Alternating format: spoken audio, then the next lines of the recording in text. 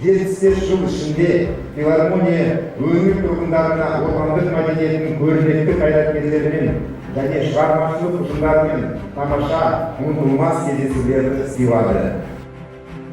Наша филармония, история которой берет начало еще в годы Великой Отечественной, пережила разные этапы за свои 75 лет.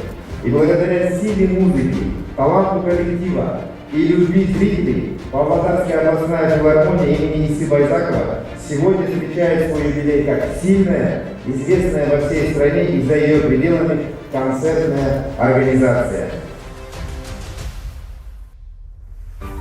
Ниса Байзақова атындағы филармонияға жақсы ғимарат бересіздер. Соның ішінде елді өнер одан сайын толқып, асып қалқып жататынына сенеміз. Филармония ұжымын, барша өнер иелерін және жерлестерімізді осындай айтулы мерекемен шын жүректен құттықтаймын.